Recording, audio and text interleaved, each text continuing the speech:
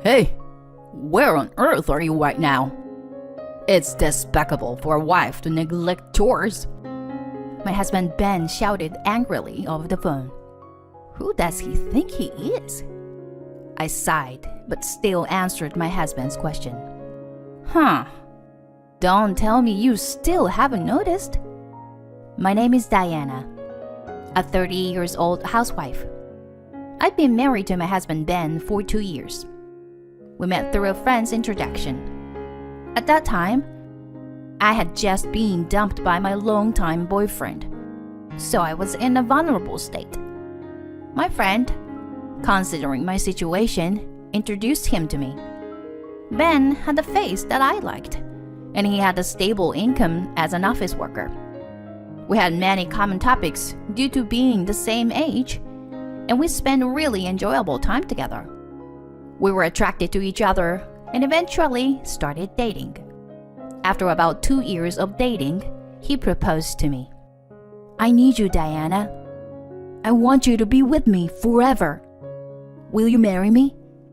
Yes, I'd be happy to.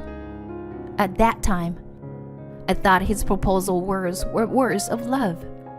But later, I would come to know that it wasn't the case. Nice to meet you. I'm Diana. Hello, I'm Ben's mother.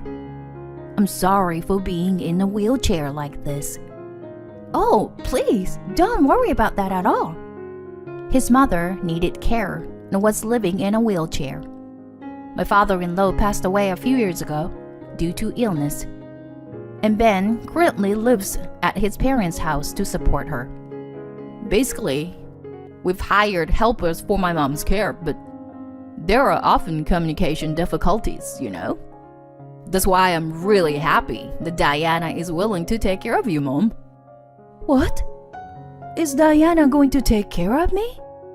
My mother-in-law was surprised by his statement. Well, it's understandable to be surprised when you're suddenly told something like that during the marriage introduction. When we got married, I had agreed with my husband that I would become a full-time housewife and take care of his mother. I loved him enough to believe I could do anything for him. Oh, I appreciate your help, Diana. Thank you so much. My mother-in-law was happy to know that I would be taking care of her. Although Ben is an only child, it seems that my mother-in-law had wanted a daughter as well.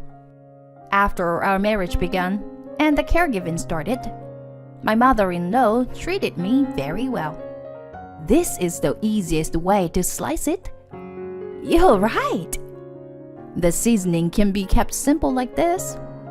If you simmer it slowly, the vegetables will bring out their delicious flavor. That's true. It's incredibly delicious. It felt like I was having a genuine interaction between a real mother and daughter, and it made me happy. Please think of me as your real daughter. Yes, I already do, Diana. My mother-in-law and I had a great relationship. She was lovely, kind, and knowledgeable. She taught me various things, starting with cooking. I envied my husband, who had been eating such delicious food from his mother all this time. I used to be someone who loved work, but the time spent with my mother-in-law was so fulfilling that I thought being a full-time housewife was also good. However, our married life itself wasn't going very well. Hi, Ben. Welcome back. Do you want dinner or would you like to take a bath? Huh? Ignoring me? Okay, whatever. Since getting married, my husband had become incredibly cold towards me. He rarely initiated conversations with me, so I was always the one trying to come up with topics and asking questions. In response, my husband would give 1 or 2 word answers, and then spend the rest of the time engrossed in his smartphone. I was perplexed by my husband's sudden change in attitude. During our dating phase, he used to try to make me happy and would initiate conversations on his own. But now, It seemed like even talking to me was bothersome for him. Even during meals, my husband remained quiet. So ultimately, I ended up talking with my mother-in-law. My mother-in-law also seemed to have some doubts about my husband's behavior. I'm sorry, dear. I thought he would be more talkative. No, it's okay. I think he's just busy with work right now. This should be the busy season, if I remember correctly. I see. He must be busy then. But if it continues like this for too long, I'll talk to him myself, okay? Thank you. I don't want to let go of someone like you, who is like a daughter to me. I'm glad you say that. Having my mother-in-law on my side was truly comforting. I had no idea why my husband had become distant, so I could only attribute it to his busy work schedule. His attitude towards me remained unchanged. There were times when I wouldn't even hear his voice for days. I tried my best to make time for my husband, but he never became more positive. In this state, it was impossible for us to have any intimacy at night, and we had hardly engaged in any physical intimacy since getting married. I wanted to show grandchildren to my mother-in-law soon, but with this situation, it seemed impossible to have children. Months passed, but my husband's attitude didn't change. One day, perhaps sensing the seriousness of the situation, my mother-in-law expressed her concerns to my husband. Ben, you were married to Diana. Shouldn't you communicate more as a married couple? My husband widened his eyes in surprise when my mother-in-law scolded him. After contemplating for a moment, he spoke up. Is that so? I thought I was being natural. Diana, have you been feeling uneasy all this time? Well, I did notice a change in your behavior compared to before we got married. I answered honestly. My husband said I understand. What exactly did he understand? Does this mean he will start having proper conversations with me? Both my mother-in-law and I were left uncertain, and the conversation ended. The next morning. Okay, I'm off. After having breakfast, my husband said that and left the house. My mother-in-law and I exchanged surprised glances. Just the fact that my husband initiated a conversation after a long time made me happy. It seemed like he had heard my mother-in-law's words. When he came back from work that day, he greeted us with "I'm home" and actively participated in a conversation during dinner. My mother-in-law seemed relieved and happy, engaging in the conversation. Married life involves many ups and downs, and we have to accept various aspects of each other. There are many challenges, but I realized the importance of expressing my feelings honestly. From then on, my husband started having normal conversations with me. However, just as my relationship with my husband improved, my mother-in-law's health deteriorated. While she used to be active even in a wheelchair, she became bedridden. Diana, I am truly sorry. Taking care of an old and helpless person like me must be tough, right? What are you talking about? If it was that difficult, I would have run away by now. I'll take care of you, so please don't worry. Thank you. There were times when I had to leave her alone when going grocery shopping. During such times, I would become extremely worried if something happened to her or if she had a fall. And when my mother-in-law became bedridden, my husband's attitude changed once again. Ben, your mom seems a little unwell today. I see. She's okay for now after eating, but maybe it's better to take her to the hospital again. Yeah. My husband started giving vague responses, as if he was half listening to my words. And once again, Our conversations became less frequent. I was genuinely struggling with all of this. Taking care of a bedridden mother-in-law was undeniably challenging. On top of that, being treated with the same cold attitude from my husband as before was too much to bear. I was mentally exhausted. In the midst of all this, my mother-in-law finally needed to be hospitalized. Her condition deteriorated rapidly, and I visited her every day. But I must admit, I felt a sense of relief that I was released from the caregiving responsibilities, despite feeling guilty about it. Thank you, Diana. You are the reason I was able to spend the past 6 months happily and contentedly. Please take care of Ben for me, okay? My mother-in-law said that and took her last breath. I was devastated to lose her.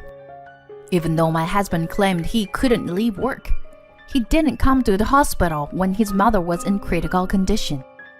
Your mother passed away peacefully. I see. I'm sorry I couldn't come. But with you by her side, I'm sure my mom was happy.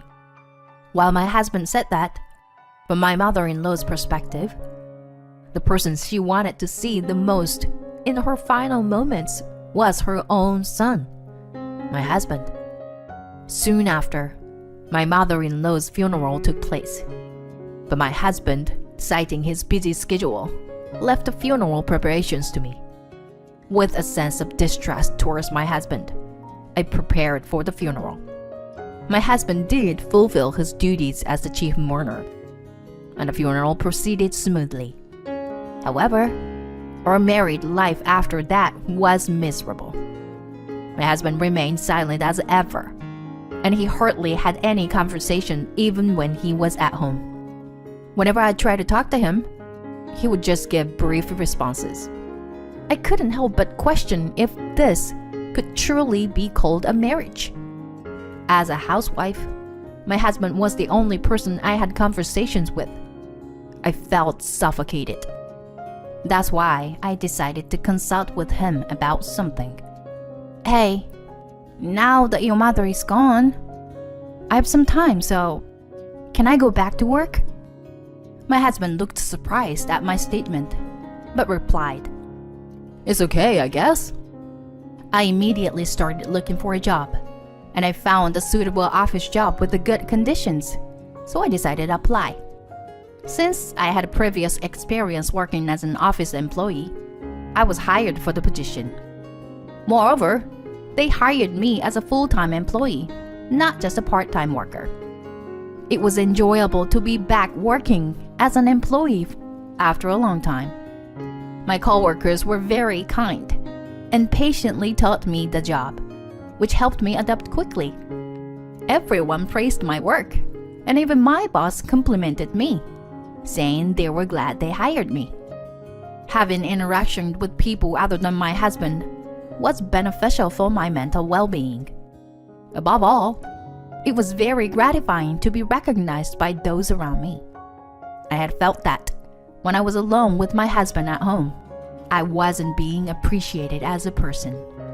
Since I was managing both work and household chores efficiently, my husband didn't complain. However, his attitude remained cold as ever. Even when I talked about my work, he would just give vague responses.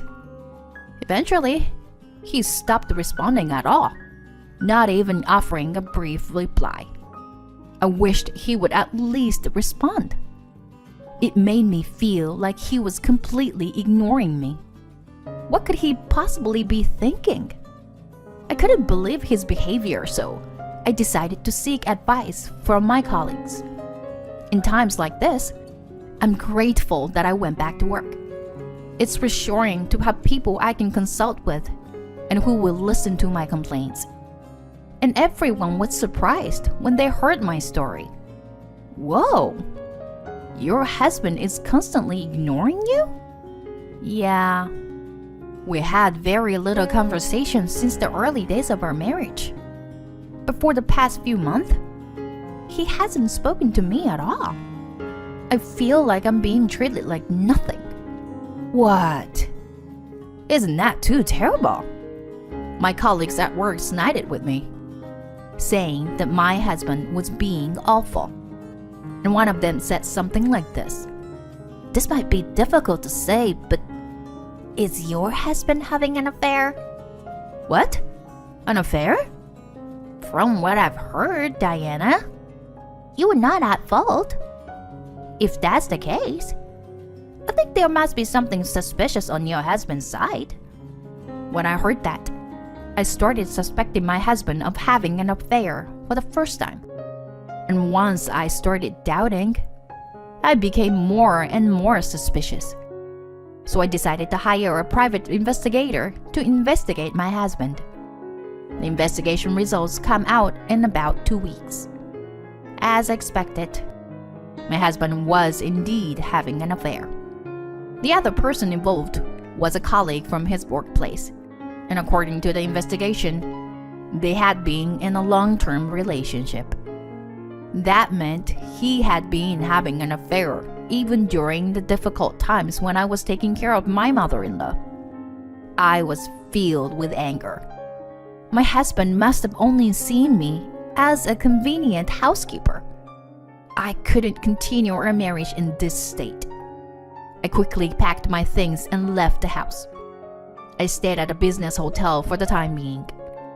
The next day, I went to the local government office to file for divorce. Then, while my husband was absent, I left the evidence photos of his affair on the living room table. This should make it clear that I'm serious about getting a divorce. He'll be in a panic when he sees the photos. Several days passed, but I didn't receive any contact from my husband. Well, if he doesn't contact me, it's fine by me. I absolutely intend to claim compensation for the affair, so I hope we can proceed with that. It was about a week after I left the house when I finally received a phone call from my husband. Hey, where the hell are you right now? It's despicable of you, as a wife, to neglect your household duties. My husband shouted angrily through the phone. Who the hell does he think he is? I responded to his question. What? Don't tell me you still haven't noticed? You and I are already finished. Haven't you seen the envelope on the table? Huh? The envelope? Oh, this? Look at it right now. Please. Why do I have to be ordered around by you like that? Just come back home right away and do your chores. I'm telling you. First, look inside the envelope, please. 'Cause it contains the evidence photos of your affair. What? My husband suddenly fell silent, and I heard rustling sounds, so he must be checking the contents of the envelope. What the hell is this? Why are there these kind of photos? I had them investigated by a PI. Well, I never imagined you were having an affair, but you did. Could it be that you were already involved with someone back when we got married? And that's why you were cold to me? No way! What are you saying? It seems like I hit the nail on the head. His voice was shaking. You married me with the intention of having me as a housekeeper, right? That's not true. Are you still trying to lie? I really cared for you when we were dating. But after we got married, I somehow stopped feeling attracted to you.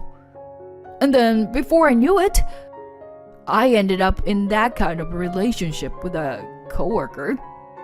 I don't care about those excuses. I already know it's all bullshit. The truth is, I had gone to talk to a colleague who is a friend of my husband's and works at the same company as him. I thought he might take my husband's side, but he sensed my distress and sincerely listened to me. It seems that my husband often talked about how he was married to me but had someone else he was serious about during drinking parties and such. That son of a bitch betrayed me. It seems like everyone was disgusted by your stories, you know? Did you know that you're actually quite disliked at work? That's a lie. Everyone interacts with me normally. That's because everyone is mature, right? You've always had a cold attitude towards me, even when I did nothing wrong. It's not normal to be able to do that. You're sick. Either way, divorce is inevitable. Diana? No. I'll also be seeking compensation, so be prepared. When I shouted, my husband let out a pathetic voice over the phone. I hung up without worrying and demanded a divorce and compensation from my husband through my lawyer. It seemed that my husband and his affair partner had been living it up, and they complained that they couldn't afford to pay the compensation. But I never gave in. I agreed to accept the payment in installments, and if there was any delay, I instructed my lawyer to garnish their wages. Upon hearing this, both my husband and his affair partner immediately became quiet and agreed to pay the compensation. However, my husband, who hadn't saved any money, struggled greatly with his finances. In that state, he couldn't find time to be with his affair partner, and their relationship ended. Additionally, since my husband's affair became public knowledge, people at his workplace started treating him harshly. However, my ex-husband felt trapped because he had to pay the compensation, but he couldn't quit his job. On the other hand, I moved to a lovely apartment for singles, and I am enjoying a comfortable life. My job is stable, and now I frequently invite friends over and host home parties. I'm enjoying the single life without unnecessary stress. Occasionally, I still think about my mother-in-law. She said, "Take care of my son," at the end. It's regrettable that I couldn't fulfill the promise with her. But considering what kind of man he was, it can't be helped.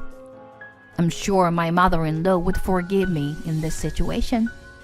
For now, I don't plan to pursuing romantic relationships or a marriage for a while. I want to focus on my work and achieve results. That's what I believe is necessary for my own happiness at the moment.